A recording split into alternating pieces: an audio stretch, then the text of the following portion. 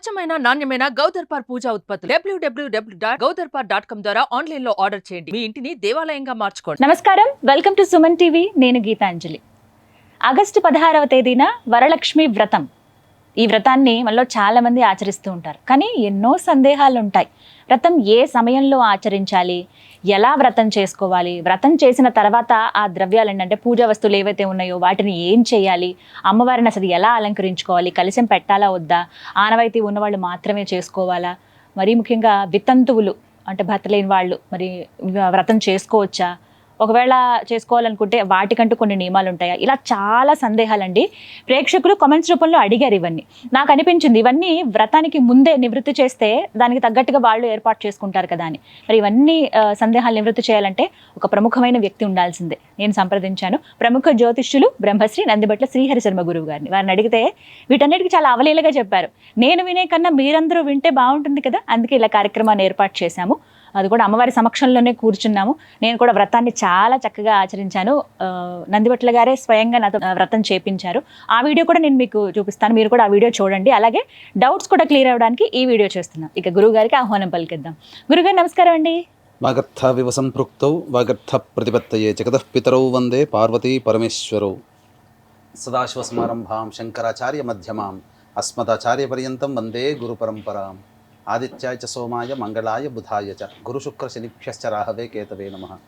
శృంగేరి పీఠాధిపతులకి కంచి పీఠాధిపతులకి నమస్కారములు తెలియజేసుకుంటూ కార్యక్రమాన్ని ప్రారంభిద్దాం. గురుగారు, ఆగస్టు 16వ తారీఖున వరలక్ష్మి వ్రతం. అందరూ వ్రతం ఆచరిస్తాము. ప్రత్యేకంగా కొంతమంది అయితే ఎంత వైభవంగా చేసుకుంటారో అమ్మవారిని. ఇవాళ అయితే నాకు చాలా సంతోషం అనిపించింది. మీ దయ వల్ల నేను చాలా చక్కగా వ్రతం చేసుకున్నాను. అమ్మవారికి అభిషేకం చేయటం కానీ, తాంబూలం సమర్పించడం కానీ, చక్కగా శ్రీ సూక్తంలో గుప్తంగా ఉన్నటువంటి ఆ నామాలతోటి 108 నామాలతోటి అర్చన ఇలా చేసాం, మనం పూజ చేయగలిగాము. అయితే ప్రత్యేకించి వరలక్ష్మి వ్రతం పైన ఎన్నో సందేహాలు ఉన్నాయండి అందరికీ. అవి నివృత్తి చేస్తారని కోరుకుంటూ ముందుగా అసలు వరలక్ష్మి వ్రతాన్ని ఏ సమయంలో చేసుకోవాలి? మనకు ఈసారి 16వ తారీఖు రోజున ఏకాదశితో కలిసి వచ్చింది. చాలా శుభదినంగా చెప్పవచ్చమ్మా. కాకపోతే మనకున్నటువంటిది ఏంటంటే కరణములలో భద్రాకరణం అనేటువంటిది అంత ఆస్పీషియస్ అంటే శుభమైనటువంటి కరణం కాదు. ఆ 16వ తారీఖు రోజున ఉదయం 9:13 వరకు ఈ యొక్క భద్రాకరణం ఉన్నది. కాబట్టి ఈ భద్రాకరణం వెళ్ళిపోయిన తర్వాత వచ్చే భవకరణంలో ఈ యొక్క కార్యక్రమం చేసుకోవచ్చు. అయితే వరలక్ష్మి వ్రతం అనేటువంటిది ఈ యొక్క సంబంధించినటువంటి ఆచారాన్ని బట్టి ఉదయం పూట చేసుకునే వాళ్ళు చేసుకోవచ్చు, లేదా సాయం సంధ్యా సమయంలో చేసుకోవచ్చు. అయితే ఎప్పుడు చేసుకుంటే మంచిదంటే ఈసారి భద్రాకరణం వచ్చింది కాబట్టి భద్రాకరణం తదనంతరం ఈ యొక్క వ్రతాన్ని గనక ఎవరైతే ఆచరిస్తారో వారికి సంపూర్ణమైనటువంటి వరలక్ష్మి అనుగ్రహాన్ని పొందుతారని చెప్పవచ్చు. ఎందుకంటే ఏ ఇల్లాలైనా, ఏ ఇంటి ఆడపడిచైనా, ఏ మహిళ అయినా, ఏ కుమారి అయినా తన యొక్క జీవితంలో భవిష్యత్తులో మంచి జరగాలి అనేటువంటిది, అలాగే పూర్వ సువాసినులైన తనకు ఉత్తరోత్తర మంచి జన్మ లభించాలి అనేటువంటి ఉద్దేశంతో కూడా ఈ యొక్క వ్రతాన్ని చేసుకునే వాళ్ళు నామమాత్రముగా పూర్వ సువాసినులు చేసుకునేదిగా మనకు ఆచారంలో వస్తుంది. కాబట్టి ఇక్కడ మధ్యాహ్నం గనక మీరు గనక కార్యక్రమం అయ్యే లోపల చేసుకోవచ్చు. అంటే 9:30 నుంచి మొదలుకొని 1 గంట లోపల కార్యక్రమాన్ని పూర్తి చేసుకోవచ్చు. ఈ 9:30 లోపల అమ్మవారికి కావాల్సినటువంటి పిండి వంటలు, నైవేద్యాలన్నీ కూడాను మీరే స్వయంగా చేసుకోవచ్చు. లేదు మేము ఉపవాసం ఉండి చేసుకుంటామన్నప్పుడు సంధ్యా సమయంలో లక్ష్మీ అమ్మవారి యొక్క ప్రవేశం ప్రతి ఇంట్లో ఉంటుంది కాబట్టి 5:30 నుంచి కార్యక్రమాన్ని ప్రారంభించుకొని సాయంత్రం 7:30 కల్లా ముగించుకొని ముత్తైదులకి వాయినాలు అదే యథావిధిగా వరలక్ష్మి వ్రతంలో ఏ విధంగా చెప్పబడ్డదో ఆ విధంగా చేసుకోవచ్చమ్మా. అలాగే గురువుగారు, ఎవరు ఈ వ్రతాన్ని ఆచరించాలి అంటే ఆనవాయితీ ఉన్న వాళ్ళు మాత్రమే చేసుకోవాలా? మా అమ్మగారికి ఉందండి కాబట్టి మేము చేసుకోవచ్చా, మా అత్తగారి వాళ్ళకి లేదండి చేయడం ఆపేయాలా? ఇలా ఒక సందేహం అండి, చాలా మందికి ఉండేటువంటి సందేహమేనమ్మా. ఇప్పుడు పుట్టింట్లో ఉన్నప్పుడు అమ్మగారు చేస్తుంటే అమ్మగారు పక్కన కూర్చొని చేసుకుంటారు. మీరు అన్నట్టుగా అత్తగారింట్లో ఈ యొక్క వ్రతాన్ని ఆచరించే ఆనవాయితీలు కొన్ని ఉండవు. అయితే ఆనవాయితీ ఉన్నవాళ్లే చేసుకోవాలనే ఉద్దేశం ఏమీ లేదు. ఎవరైనా కానీ బుద్ధి, అలాగే భక్తి, విశ్వాసం ఉన్నవాళ్ళు, దైవం పట్ల ప్రేమ ఉన్నవాళ్ళు, ఏ స్త్రీమూర్తి అయినా కానీ ఈ యొక్క వ్రతాన్ని ఆచరించవచ్చు. ఆనవాయితీ లేదనేటువంటి ఒక విధానం కాదు. ఎప్పుడు మనస్సును కలిగి, ఇప్పుడు మనకు సత్యనారాయణ స్వామి వ్రత కథలో చాలా బ్రాహ్మణుడు వ్రతం చేసుకుంటాడంటే కట్టెలు కొట్టుకునే వాడు చూసి ఆ కట్టెలు కొట్టుకునే వాడికి బుద్ధి కలిగి అతని ఇంట్లో వ్రతం చేసుకున్నాడు. అలాగే అనిపిస్తే తుంగధ్వజుడు అనేటువంటి రాజు కూడా అడవిలో ఉన్నటువంటి వాళ్ళు బోయవాళ్ళు చేసుకున్నటువంటి వ్రతాన్ని చూసి తను చేసుకున్నాడు. ఇలా సాధు అనేటువంటి వ్యక్తి, ఇలా అందరూ కూడా మనం చూసుకుంటే వ్రత కథలో ఒకరిని చూసి చేసుకున్నదే తప్ప ఇది ఆనవాయితీగా వస్తున్నటువంటి లేదు. కాకపోతే దీన్ని అమ్మవారి అనుగ్రహాన్ని పొందే విధంగా ఆనవాయితీగా చేసుకునే ఆచారం కూడా కొంతమందికి ఉంది. ఆనవాయితీ లేకపోయినా కానీ ఎవరైనా కానీ ప్రారంభించుకోవచ్చు. భక్తి ప్రేమ అమ్మవారి పట్ల కలిగితే చాలు. అలాగే గురువు గారు, కలశం ఖచ్చితంగా పెట్టుకోవాలంటారండి వరలక్ష్మి వ్రతం చేసిన వాళ్ళు? సాధారణంగా మనకు పూర్వకాలం నుంచి వస్తున్నటువంటి ఆచారం ఏంటంటే దేవతా ఆరాధనని చేసేటప్పుడు కలశము, అందులో నీరు. ఎందుకంటే వరుణుణ్ణి మనం దేవతారాధనగా మనం చూస్తూ మనం చేయించుకుంటూ వస్తుంటాం కార్యక్రమాల్లో కూడా. కాబట్టి ఇప్పుడంటే విగ్రహాలు వచ్చాయి, ఫోటోలు వచ్చాయి, కానీ ఆ కాలంలో లేవు కదమ్మా విగ్రహాలు. కేవలం దేవాలయాల్లో తప్ప సామాన్యుల ఇంట్లో ఎక్కడ ఉన్నాయి? కాబట్టి కలశమే ఆ దేవతా స్వరూపంగా భావించి కలశం పెట్టుకునే ఆచారంగా చేసుకుంటూ వచ్చారు. ఇది కలశమైనా పెట్టుకోవచ్చు, లేదు అమ్మవారి చిత్రపటం పెట్టుకొని అయినా కానీ ఈ యొక్క పూజని ఆచరించవచ్చు. ఇది కల్పోక్తముగా ఎవరైనా తమకు స్థాయికి తగ్గట్టుగా చేసుకోవడంలో తప్పులేదు. ఆ కలశంలో బంగారు కలశం పెట్టుకోమని చెప్పబడి ఉంది అంటారు. కొంతమంది వెండి కలశం పెట్టుకోవచ్చు. శక్తి ఉన్న వాళ్ళు బంగారము, లేని వాళ్ళు మధ్యస్థంగా ఉన్న వాళ్ళు వెండి కలశము, తక్కువగా ఉన్న వాళ్ళు ఇత్తడి కలశము లేదా రాగి కలశము. ఇంకా చెప్పాలంటే ఈ కలియుగంలో మృణ్మయం అంటే మట్టికి చాలా ప్రాధాన్యత ఉంది. మట్టి మన పుట్టమన దగ్గర ఉన్నటువంటి మట్టితో శివలింగం చేస్తేనే, మృత్తికా శివలింగంతో అభిషేకం చేస్తేనే ఈశ్వరుడు ప్రసన్నుడు అవుతాడు. కాబట్టి మృత్తికకు అంతటి మహిమ ఉన్నది. కాబట్టి కుండలోకి అయినా కానీ మట్టి గురిగిలు అని అంటారు ఇక్కడ తెలంగాణ ప్రాంతంలో, అక్కడ చిన్నపాటి మట్టి కలశములు అని అంటారు. చిన్నపాటి మట్టి కలశంలో పెట్టి కూడా మీరు ఈ యొక్క వ్రతాన్ని ఆచరించవచ్చు. అలాగే కలశం పెట్టుకోవాలనే నియమం ఏమీ లేదు, ఫోటోకు అయినా కానీ పెట్టుకోవచ్చు. కానీ కొంతమంది ఎవరైతే కలశం పెడతారో ఆ బ్లౌజ్ పీస్ గానీ పైన పెట్టినటువంటి ఆ కొబ్బరికాయ గానీ ఏం చేయాలండి వాటిని? అది ఆ బ్లౌజ్ పీస్ ఏదైతే మీరు పెడతారు కదమ్మా కొబ్బరికాయకి పెట్టినప్పుడు, అప్పుడు ఆ యొక్క బ్లౌజ్ పీస్ ని ఎవరైనా కానీ పెద్ద ముత్తైదుకి మీరు చక్కగా ఇచ్చి వాయనం ఇవ్వచ్చు. అలాగే కొంతమంది ఆ యొక్క కొబ్బరికాయను ఏం చేయాలని అంటారు. కొంతమంది ఆ పూజ అంతా అయిపోయిన తర్వాత ఎప్పుడైనా కానీ శుభదినంలో పౌర్ణమి రోజున చక్కగా పాయసాన్నము మళ్ళీ వండి ఆ కొబ్బరితో చేసినటువంటి పాయసాన్నం వండి అమ్మవారికి నైవేద్యంగా చేయవచ్చు. లేదు ఒక మంచి శుభ సమయంలో ఆదివారం రోజున రాహుకాలం సాయంత్రం 4:30 నుంచి 6 గంటల మధ్య కాలంలో ఉంటుంది. అప్పుడు ఒక ఎర్రటి జాకెట్ పీస్లో ఈ కలశంలో పూజ చేసినటువంటి కొబ్బరికాయని, అలాగే గవ్వలు, మిరియాలు, తోక మిరియాలు, మిరపకాయలు, అలాగే పటిక, జీడి గింజలు ఇవన్నీ పెట్టి కూడాను దిష్టి పోవడం కోసమై గృహానికి కూడా రక్షగా కట్టుకుంటారు. పూజ చేశారు కాబట్టి అలా. అలాగే వితంతువులు అసలు వ్రతాన్ని చేసుకోవచ్చా అండి? చేస్తే ప్రత్యేకంగా ఏమైనా నియమం ఉంటుందా ఏంటి? అంటే ఇది మనకు కల్పంలోనే చెప్పబడి ఉందమ్మా. స్త్రీ సకల సౌభాగ్యాలతో వర్ధిల్లాలి అని అంటే ఏం చేయాలని చెప్పి పార్వతీదేవి పరమేశ్వరుని అడిగింది. కాబట్టి ఇది పూర్వ సువాసినులు చేసుకోవాలనే కోరిక కూడా ఉంది. ఎందుకంటే వారు భర్త బ్రతికుండగా ఈ వ్రతాన్ని ఆచరించారు. భర్త లేని కారణం చేత ఇప్పుడు చేసుకోలేకపోతున్నామేమో అని అంటారు. కానీ వాస్తవానికి చెప్పాలి అని అంటే పూర్వ సువాసినులకి ఈ యొక్క వ్రతాన్ని నోచుకునే అర్హత లేదు. కానీ మనస్సున అక్కడ అంతే స్త్రీమూర్తి అమ్మవారు కూడా పూర్వ సువాసిని అర్చితాయే నమః అనే లలితా సహస్రనామాల్లో సువాసిని అర్చితాయే నమః అన్నది. కాబట్టి ఆ స్త్రీమూర్తి రెండవ పక్షంలో అధమ పక్షంలో ఒక బ్రాహ్మణుణ్ణి కర్తగా నియమించుకొని ఆ బ్రాహ్మణుడి యొక్క చేత తన గోత్రనామాదులు చెబుతూ బ్రాహ్మణుని చేత ఈ యొక్క వ్రతాన్ని చేసుకోవచ్చు. తప్పేమీ లేదు. ఇది పండితుల యొక్క అభిప్రాయం ప్రకారమే నేను చెప్తున్నాను, సొంత అభిప్రాయం కాదండి. వీక్షించేటువంటి ప్రేక్షకులు కూడా గమనించుకోవాలి. అమ్మవారి యొక్క ప్రేమని, అమ్మవారి యొక్క అనుగ్రహాన్ని పొందడానికి పూర్వ శివాసులు పనికిరారు అనేటువంటి ఒక అపప్రథ ఉంది. కాబట్టి చక్కగా దీనికి సంబంధించింది అమ్మవారికి సంబంధించిన పూజా విధానం చేసుకోవచ్చు. లేదా కలశం పెట్టుకోకపోయినా మీరు కుంకుమ పూజ విధానంగానైనా చేసుకోవచ్చు. లేదు వ్రతాన్ని గాఢంగా చేసుకోవాలనుకున్నప్పుడు మీ అమ్మాయి చేతనైనా కూర్చోబెట్టి చేయించుకోవచ్చు, మీ కోడలి చేతనైనా కూర్చోబెట్టి చేయించుకోవచ్చు. లేదు మీరు చేయాలనేటువంటి ఒక సంకల్పం ఉన్నప్పటికీ బ్రాహ్మణుణ్ణి మీ తరపున, మీ గోత్రనామాల తరపున బ్రాహ్మణుని కూర్చోబెట్టి చేయించవచ్చు. గురుగారు, మరి పెళ్లి కాని వారు వరలక్ష్మి వ్రతాన్ని ఆచరించవచ్చా? ఒకవేళ చేసుకోవచ్చు అంటే ఏ విధంగా చేయాలి? పెళ్లి కాని వారు ఈ యొక్క వ్రతాన్ని నిరభ్యంతరంగా ఆచరించవచ్చమ్మా. ఎందుకనంటే స్త్రీకి సకల సౌభాగ్యాలు కలగాలనే ఉద్దేశంతోనే పార్వతీ అమ్మవారు అడిగింది. కాబట్టి ఈ యొక్క పెళ్లి కాని అమ్మాయి గనక చేసుకుంటే సులక్షణ అభిలషితుడైనటువంటి వరుడు లభిస్తాడు, అనగా కోరుకున్నటువంటి జీవిత భాగస్వామి లభిస్తాడు అని చెప్పి మనకు శాస్త్రం ప్రకారం ఉంది కాబట్టి చక్కగా చేసుకోవచ్చు. పూర్వ సువాసినులు కూడా చేసుకోవచ్చు, వితంతులు కూడా చేసుకోవచ్చు. దానివల్ల అంటే నామమాత్రముగా కలశము లేకుండా ఫోటో పెట్టి చేసుకోవచ్చు. దీనివల్ల ఏంటంటే ఉత్తరోత్తర దీర్ఘ సౌమంగళ్యం కలిగినటువంటి జన్మ ఆ యొక్క పూర్వ సువాసనలకి కలుగుతుంది. అలాగే వరలక్ష్మి వ్రతం చేసుకున్నప్పుడు ఎటువంటి నైవేద్యాలు అమ్మవారికి సమర్పించాలండి? నైవేద్యముల విషయానికి వచ్చేసేసరికి మనకు శాస్త్రం ప్రకారం 9 రకాలైనటువంటి పంచభక్ష భోజ్య లేహ్యములు అనేటువంటివి పెట్టమని చెప్పబడి ఉంది. 9 రకాల నైవేద్యాలు, అలాగే పండ్లు కూడా 9 రకాలుగా పెట్టుకోవచ్చు. శక్తి ఉన్న వాళ్ళు బేసి సంఖ్య రూపంలో 9, 7, 5, 3 కనీసం ఒకటైనా కానీ ఆ ఒకటి అన్నప్పుడు బెల్లం పాయసం నైవేద్యంగా పెట్టినట్లయితే తప్పకుండా ఆ యొక్క అమ్మవారు ప్రీతికి పాత్రులు అవుతారు, అనగా అమ్మవారికి అనుగ్రహం కలుగుతుంది. కాబట్టి శక్తి ఉన్న వాళ్ళు 9 నైవేద్యాలు, మధ్యమంగా ఉన్న వాళ్ళు 7, అలాగే 5, 3, 1 అన్నప్పుడు కనీసం ఒకటన్నా పెట్టదలిచినప్పుడు బెల్లం పాయసం నైవేద్యంగా పెట్టండి, అమ్మవారు చాలా సంతోషిస్తుంది. అలాగే వ్రతం చేసుకున్నప్పుడు గురువుగారు ఇప్పుడు ముహూర్తం ఒకవేళ మధ్యాహ్నానికో అలా ఉందనుకోండి, పూజ చేసుకుని ఆ రోజంతా ఉపవాసం ఉండాలంటారా, లేదంటే ప్రసాదం స్వీకరించవచ్చా? అసలు ఎలాంటి నియమం పాటించాలి? మధ్యాహ్నం పూట కనుక పూజ చేసుకుని ఉంటే ఆ రోజున శక్తి కలిగి ఉంటే ఉపవాసం ఉండవచ్చునమ్మా. లేదు, శక్తి లేదు అనుకున్న వాళ్ళు రాత్రి భోజనం చేయవచ్చు ఏకభుక్తంగా.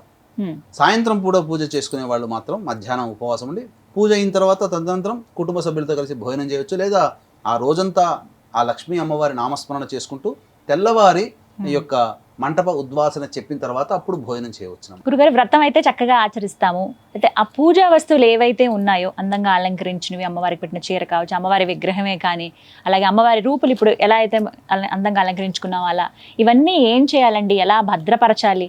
అసలు ఉంచాలా? వచ్చే సంవత్సరానికి మళ్ళీ వినియోగించుకునే విధంగా ఉంటుందా అని అంటే? రూపులు ఇవన్నీ కూడా ఏదైతే ఉన్నాయో వచ్చే శుక్రవారం పూజకి మీరు పెట్టుకోవచ్చు. ఇక ఈ యొక్క నిర్మాల్యములు అంటే పూజ చేసినటువంటి వస్తువులు ఎవరు తొక్కనటువంటి చోట ప్రదేశంలో ఒక గుంత తవ్వి మీరు ఆ ప్రదేశంలో పూజ చేయొచ్చు, లేదా నదిలో పడేయవచ్చు. అలాగే ఆ అమ్మవారికి పెట్టినటువంటి చీర ఎవరైనా ఒక బ్రాహ్మణ ముత్తైదువుకి కానీ, లేదా ఇంట్లో అమ్మగారే ఉంటారు పెద్ద ముత్తైదువు, ఆ అమ్మగారికైనా కానీ ఎవరైనా కానీ మీకు ప్రేమ అభిమానం కలిగినటువంటి వ్యక్తికి అమ్మవారికి పెట్టినటువంటి చీర, రవికబట్ట, గాజులు, సుమంగళి వస్తువులు ఆ యొక్క పెద్ద ముత్తైదుకి ఎవరికైనా కానీ మీరు ఇచ్చి వారి ఆశీర్వచనం తీసుకోవచ్చమ్మా. కట్టిన చీరే ఇచ్చేయచ్చండి, చీర కడుతూ ఉంటారు కాబట్టి తప్పలేదు, కానీ మనం కట్టుకోవడానికి లేదమ్మా. చేసి పూజ చేసుకున్న వాళ్ళు కట్టుకోవడానికి లేదు, అది అమ్మవారు ఎవరికైనా కానీ ఇవ్వచ్చు. అలా గర్భవతులు ఆచరించవచ్చా అండి? ఒకవేళ చేయొచ్చు అంటే ఎన్నో నెల వరకు ఈ వ్రతాన్ని చేసుకోవచ్చు? గర్భవతులకి సంబంధించినది కనుక చూసుకున్నట్లయితే కొన్ని ఆచార సాంప్రదాయాల ప్రకారం అమ్మ 5వ నెల పడంగానే పురిటి సూతకం స్టార్ట్ అవుతుంది. కొంత సాంప్రదాయం ప్రకారం 7వ నెల పడగానే పురిటి సూతకం ప్రారంభమవుతుంది. కాబట్టి ఆ యొక్క ప్రాంత శిష్టాచారాన్ని బట్టి మీరు చేసుకోవచ్చు. నిరభ్యంతరంగా 1వ నెల, 2వ నెల, 3వ నెల, 4వ నెల ఉన్నా కానీ చేసుకోవచ్చు, తప్పు లేదు. గర్భవతులు చేసుకోవచ్చు. చక్కగా ఆచరించినట్లయితే అమ్మవారి యొక్క అనుగ్రహం వల్ల చక్కటి సంతానం కలుగుతుంది. గర్భవతులు కూడా ఆచరించవచ్చు. కానీ శిష్టాచారం ప్రకారం 5వ నెల కానీ 7వ నెల కానీ ఆ రెండిట్లో ఏదైనా కానీ ఎవరి ఆచారం ప్రకారం వారు ఆచరించవచ్చు.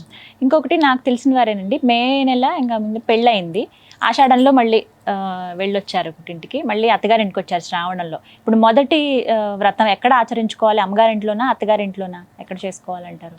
ఇక్కడ మనకు ఏ వ్రత కథలో చూసినప్పటికీ, మంగళగౌరి వ్రత కథ చూసుకున్నప్పటికీ కూడా తల్లిగారి ఆధ్వర్యంలో చేసుకోన్నది మొదటిది. కాబట్టి ఇప్పుడు మొదటగా పెళ్ళైన తర్వాత మొదటి సంవత్సరం అయితే వెంబడే చేసుకోవచ్చు. 2వ సంవత్సరంలో కోరిక కలిగింది, పక్క వాళ్ళు చేసుకుంటున్నారు, స్నేహితులు చేసుకున్నారు, 2వ సంవత్సరంలో చేసుకోకూడదమ్మా. బేసి సంవత్సరంలో చేసుకోవాలి. పెళ్ళైన మొదటి సంవత్సరం కానీ లేదా 3వ సంవత్సరంలో కానీ ఈ యొక్క వ్రతాన్ని ఆచరించవచ్చు. 2, 4 అట్లా ఆచరించడానికి లేదు. అయితే తల్లిగారి సమక్షంలో చేసుకోవాలనుకున్నప్పుడు పుట్టింట్లోనైనా చేసుకోవచ్చు ఈ వ్రతాన్ని, లేదా మెట్టినింట్లోనైనా కానీ చేసుకోవచ్చు, ఎవరైనా అత్తగారి సమక్షంలోనైనా కానీ చేసుకోవచ్చు. కానీ భక్తి శ్రద్ధ లోపం లేకుండా చక్కగా ఆచరించవచ్చునమ్మా. ఆగస్టు 16 వరలక్ష్మి వ్రతం వచ్చేస్తోంది. ఇంటిని అసలు ఎలా శుద్ధి చేసుకోవాలి అనేది ఒక సందేహం అందరికీ. ఎందుకంటే ముందు శుక్రవారం మామూలుగా పూజ చేసుకున్నారు, శ్రావణ మాసం అనగానే మాసం వస్తుంది అనగా దులపటం అన్ని సిద్ధపరచుకోవటం అయిపోయింది. ఇప్పుడు ప్రత్యేకంగా మళ్ళీ వ్రతం చేసుకునే ముందు ఏమన్నా శుద్ధి చేసుకోవాలా ఇంటిని? ఎత్ర శుచి తత్ర దేవతాః. శుచి శుభ్రత ఎక్కడ ఉంటుందో అక్కడ దేవత ఉంటుంది. కానీ అన్ని దేవతలలోకెల్లా లక్ష్మీ అమ్మవారు మహాసున్నితమైనటువంటిది. అత్యంత శుభ్రతగా ఉంటేనే లక్ష్మి వస్తుంది.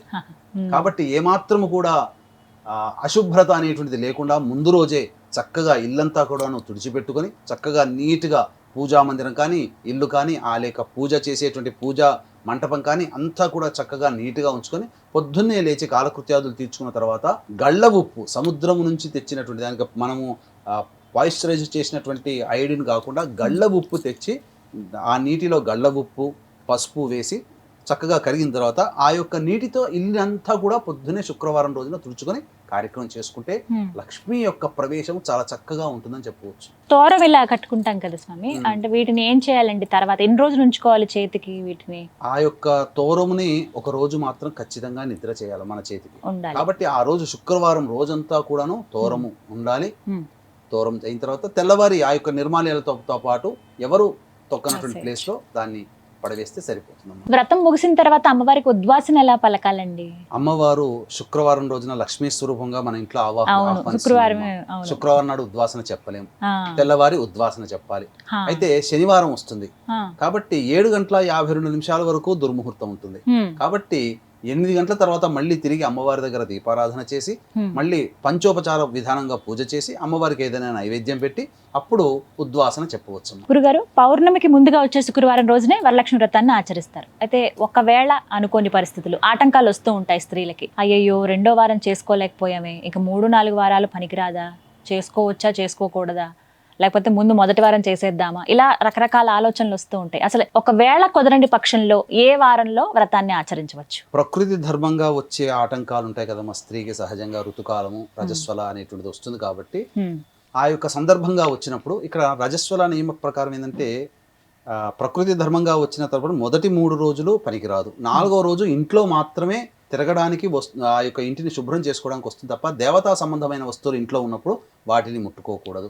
5వ రోజు అయినప్పుడు శుక్రవారం గనక 5వ రోజు 16వ తారీఖు రోజున 5వ రోజు అయితే ఖచ్చితంగా ఈ యొక్క వ్రతాన్ని ఆచరించుకోవచ్చు. ఒకవేళ వీలు కాని పక్షంలో ఇబ్బందులు ఎదురవుతే 2వ వారానికి కొనసాగి 2వ వారం అనగా ఆ పౌర్ణమి వెళ్ళిన తర్వాత వచ్చే శుక్రవారం రోజున చేసుకోవచ్చమ్మా, ఎటువంటి తప్పు లేదు.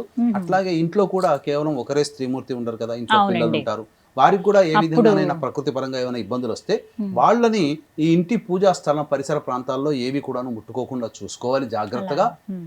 చక్కగా ఆ ఇంట్లో ఉన్నటువంటి వాళ్ళు ఇబ్బంది కలిగినటువంటి వాళ్ళు ఈ యొక్క వ్రతం ఆచరిస్తున్నటువంటి 2-3 రోజుల ముందు నుంచి కూడా శుద్ధిగా ఉంచుకొని ఏ వస్తువులు తాకుండా ఉన్నట్లయితే పవిత్రముగా ఈ యొక్క అమ్మవారి పూజని చేసుకోవచ్చమ్మా. గురుగారు, ఏటి సూతకం ఉంటుందండి కొంతమందికి, అంటే ఆ సంవత్సరం అంతా ఏం పూజలు చేయరు, అసలు ఇంట్లో కొంతమంది దీపారాధన కూడా చేయరు. అలాంటి వాళ్ళు అసలు వ్రతాన్ని చేసుకోవచ్చా? వ్రతాలే కదా చేసుకోవచ్చు అని కొంతమంది అంటూ ఉంటారు. అలా ఆచరించవచ్చండి వ్రతం? చేసుకోకూడదమ్మా. ఏటి సూతకంలో ఉన్నప్పటికీ సంవత్సరం వరకు తీరేంత వరకు తల్లిదండ్రులు కనుక గతించినట్లయితే ఖచ్చితంగా చేసుకోకూడదు. అంటే ఈ యొక్క వ్రతం చేసుకునే అమ్మాయి యొక్క తల్లిదండ్రులు కాదు, అమ్మాయికి ఆల్రెడీ వివాహం అయ్యుంటే అత్తమామలు ఏమన్నా జరిగిపోతే వాళ్ళు చేసుకోకూడదు. పెళ్లి కాని అమ్మాయి గనక పుట్టింట్లో ఉంటుంది కాబట్టి పెళ్లి కాని అమ్మాయి గనక తల్లిదండ్రులు పోతే ఆ అమ్మాయి కూడా చేసుకోకూడదు, సంవత్సరం పర్యంతం చేసుకోకూడదు. ముఖ్యంగా కొంతమందికి సంతానం వాళ్ళ బంధువులు దగ్గర బంధువుల దాయాదులో సంతానం కలుగుతుంది, జాతా శౌచం అని కూడా వస్తుంది. ఎవరైనా కుటుంబ వ్యక్తులు జరిగిపోయినప్పుడు 11 రోజులు సూతకం ఎలాగో ఎవరైనా వ్యక్తి పుట్టినప్పుడు 11 రోజులు మళ్ళీ జాతా శౌచం జనన సూతకం అని అంటారు. కాబట్టి అది కూడా పనికిరాదు. ఎవరైనా కుటుంబాల దగ్గర రక్త సంబంధికుల పిల్లలు కనుక చేసుకోకూడదు, అన్నదమ్ముల పిల్లలు చేసుకోకూడదు. వీక్షించేటువంటి ప్రేక్షకులకి ఒక సందేశం, మనము ఎంత దేవతా ఆరాధనని మనం చేసుకున్నా మన జీవితంలో మన కుటుంబంలో గనక పితృశాపములు ఉన్నట్లయితే ఆ యొక్క పితృశాప ప్రభావం వలన మనం చేసుకున్నటువంటి పూజా ఫలితము మనకు దక్కదు, అంటే మన ఇంటి గుమ్మం దగ్గరనే ఆగిపోతుంది.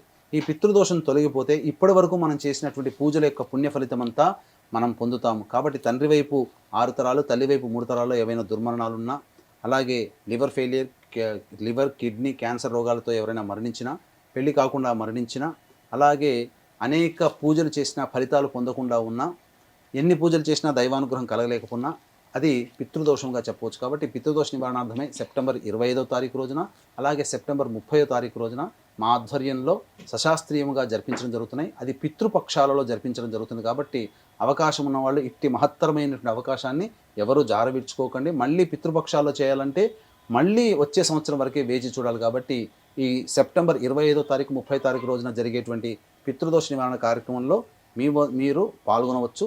ఈ యొక్క విషయాల గురించి కార్యక్రమ తదనంతరం కాంటాక్ట్ చేసి పూర్తి వివరాలు తెలుసుకోవచ్చు. ఇలాగే ఏటి సూతకం ఉన్నప్పుడు అండి వాయనం తీసుకోవడానికి వెళ్ళొచ్చా?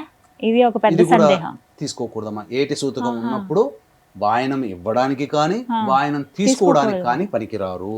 కాబట్టి దీనిని నిషేధము శాస్త్రం ప్రకారం. గురుగారు, అసలు వాయనమే ప్రధానం వరలక్ష్మి వ్రతంలో. వాయనాన్ని ఎలా ఇవ్వాలి? ఆ వాయనంలో ఏవే వస్తువులు ఉండాలి? ఎంతమంది ముత్తైదువులకు ఇవ్వాలి? వీటి గురించి వివరించండి.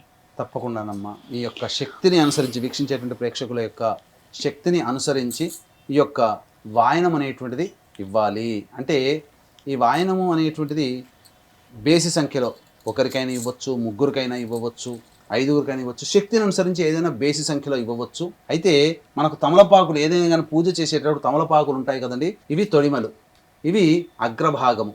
కాబట్టి తొడిమలు మన వైపున ఉండాలి, అగ్రభాగము ఎదుటివైపు వారిని చూస్తూ ఉండాలి. అలాగే పండ్లు కూడా ఉన్నాయనుకోండి, అరటి పండ్లు పెడతారు. ఈ యొక్క అరటి పండ్లు ఈ మొదలు భాగం ఉంది కదా, మన వైపు ఉండాలి, ఇవి ఆఖరణ ఉండాలి. అలాగే దానిమ్మ పండు అయినప్పటికీ కూడా మీరు ఏది చూసుకున్నా ఈ యొక్క మొక్క నుంచి వచ్చేటువంటిది ఉంటుంది కదా, అది మన వైపు ఉండాలి, అది ఎదుటి వైపు ఉండాలి. ఈ విధంగా మీరు పండ్లు ఇవన్నీ కూడా పెట్టి వాయనం ఇవ్వవచ్చు. వాయనం ఇచ్చేటప్పుడు కూడా ఏంటనంటే తీసుకునే వ్యక్తి ఏ మహిళ అయితే ఉంటుందో ఆమె తూర్పు ముఖంగా ఉండాలి. ఇచ్చే వ్యక్తి ఉత్తరం వైపున కూర్చోవాలి. ఉత్తరం వైపున ఫేస్ పెట్టాలి. ఇప్పుడు నేను తూర్పు వైపున ఇలా కూర్చున్నాను అనుకోండి, నా కుడి చేతి వైపున ఆ అమ్మాయి ఇచ్చే వ్యక్తి కూర్చోవాలి. కాబట్టి వాయనం ఇచ్చేవాళ్ళు ఉత్తరం వైపు ఫేస్ పెట్టాలి, వాయనం తీసుకునే వాళ్ళు తూర్పు వైపు ఫేస్ పెట్టాలి. చక్కగా ఆ వాయనంలో ఏవైతే సుమంగళి వస్తువులు ఉంటాయి కదమ్మా, అద్దము, దువ్వెన, కాటుక, గాజులు, రవిక బట్ట, పూలమాల, పసుపు, కుంకుమ, ఇలా ఈ వాయనం ఇచ్చేదాన్ని చక్కగా ఒక చాటలో పెట్టి ఆ చాటలో కొంగు ఇలా మూసేసి ఇస్తినమ్మ వాయనం అని చెప్పడం. అలాగే తీసుకునే వ్యక్తి పుచ్చుకుంటినమ్మ వాయనం అని అలా 3 సార్లు అనాలి. అలాగే పుచ్చుకున్నది ఎవరు, ఇచ్చింది ఎవరు, నేనమ్మ. పుచ్చుకున్నది ఎవరు, నీ యొక్క వరలక్ష్మీదేవిని. పుచ్చుకునేది ఎవరు అని చెప్పి ఆ అమ్మాయి ఇచ్చే అమ్మాయి అని అడగాలి. నేను నీ యొక్క దేవతని వరలక్ష్మిని అని పుచ్చుకునే ఆమె ఆ విధంగా 3 సార్లు చెప్పాలి. అడిగితినమ్మా వరం అని చెప్పి ఆ వాయనం ఇచ్చే అమ్మాయి అనాలి. ఇస్తినమ్మా వరం అని చెప్పి ఆ మనస్సులో ఏదైతే సంకల్పం ఉందో ఆ తీసుకునే ముత్తైదువ ఇస్తినమ్మ వరం అని చెప్పి ఆశీర్వదించాలి. అలా ఈ విధంగా 3 సార్లు చేయాలి. తర్వాత చాలా మంది వాయనం ఇచ్చిన తర్వాత పాదాలకి నమస్కారం చేస్తారమ్మా. చేసేటప్పుడు చాలా తప్పులు చేస్తున్నారు. ఇప్పటికీ కూడా సినిమాల్లో చూపించిన విధానమే కరెక్ట్ అనుకుంటున్నారు. కానీ చాలా మంది ఏంటంటే ఎదుటి వాళ్ళ దగ్గరికి వెళ్ళినప్పుడు పాదాలు నమస్కారం చేసేటప్పుడు 2 చేతులు ఇలా పెట్టేస్తున్నారు. ఏమవుతుంది, మన కుడి చేయి వాళ్ళ ఎడమ పాదానికి, మన ఎడమ చేయి వాళ్ళ కుడి పాదానికి తగులుతుంది. దీనివల్ల వాళ్ళలో ఉండేటువంటి నెగిటివ్ అంతా మనకు వస్తుంది. పాజిటివ్ వాళ్ళు ఇచ్చే దీవెన మనకు రాదు. ఈ విధంగా వాయనం ఇచ్చి ఆ అమ్మవారి యొక్క స్వరూపంగా ముత్తైదుని ఆశీర్వచనం తీసుకొని పాద నమస్కారం తీసుకొని వారికి భోజన తాంబూలాదులు ఇచ్చి, వీలైతే మీకు శక్తి కొలది చీర ఇవన్నీ కూడాను ఇచ్చి దక్షిణనిచ్చి భోజనం పెట్టి పంపించవచ్చునమ్మా. ఈ విధంగా వాయనం ఇవ్వాలి. సాక్షాత్ మహాలక్ష్మి వస్తుంది ఖచ్చితంగా. కానీ చాలా అందరూ ఎంతో భక్తి శ్రద్ధలతో ఆచరిస్తూ ఉంటారండి. ముఖ్యంగా ఈ వ్రతం వల్ల చేసిన వారికి వసంగేది ఏమిటి అని అంటే ఏం చెప్తారండి? ఈ యొక్క వ్రత ప్రభావం వల్ల సాక్షాత్తు పార్వతీదేవి, ఈశ్వరుడు వీళ్ళందరూ జగత్తుకే తల్లిదండ్రులు కదమ్మా. పార్వతీదేవి అమ్మవారే మనల్ని ప్రేమతో ఎలా చూసుకోవాలనే భావనతో పరమేశ్వరుని అర్థించింది. నేను ఎలా ఈ యొక్క పిల్లలందరూ కూడా భవిష్యత్తులో కలియుగంలో చాలా పాపాలు పెరిగిపోతాయి, అటువంటప్పుడు వీళ్ళని గట్టెక్కిచ్చే మార్గం ఏంటని చెప్పి అనగా ఈ యొక్క లక్ష్మీదేవి, వరలక్ష్మి అంటే వరం ఇచ్చేటువంటి దేవత. కాబట్టి చాలా మంది ఏమనుకుంటారంటే లక్ష్మి అనగానే డబ్బు అనుకుంటారు, సంపద. శ్రీ అంటే లక్ష్మి కాదమ్మా.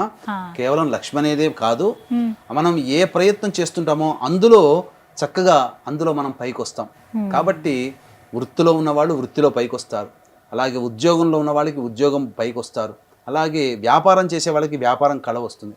కాబట్టి లక్ష్మీ కళ ఉట్టిపడుతుంది అయ్యా అమ్మాయి మొహంలో అని అంటుంటారు. అంటే ఏంటి, అక్కడ డబ్బు అని కాదు, అక్కడ చూడగానే నిండుగా కనబడుతుంటారు. కాబట్టి ఆ విధమైనటువంటి పరిపూర్ణమైనటువంటి షోడశ కళలతో పండు పౌర్ణమిలో వెన్నెలలో ఎలా అయితే చంద్రుడు విరాజిల్లుతుంటాడో మన జీవితం కూడా అంతే విధంగా ఉప్పొంగిపోవాలనే యొక్క భావనతో ఆ అమ్మవారు అనుగ్రహించినటువంటి వ్రత విధానమే, ఈ యొక్క ఈశ్వరుడు అనుగ్రహించినటువంటి వ్రత విధానమే ఈ యొక్క వరలక్ష్మి వ్రతము. కాబట్టి వీక్షిస్తున్నటువంటి ప్రేక్షకులు ఈ యొక్క వరలక్ష్మి వ్రతాన్ని మనస, వాచ, కర్మణ, శ్రద్ధతో, భక్తితో, విశ్వాసముతో, నమ్మకంతో, నిండైనటువంటి విశ్వాసముతో యొక్క వ్రతాన్ని ఆచరించండి. తప్పకుండా మీకు అందరికీ కూడా చాలా మంచి జరుగుతాయని చెప్పవచ్చు. చాలా చక్కగా వివరించారండి. ఇవన్నీ సందేహాలు ఎలా ఏంటి అని సందిగ్ధంలో ఉన్నారు చాలామంది, వారికి చక్కగా వివరణతో అందించారు ఏ విధంగా చేసుకోవాలని చెప్పి.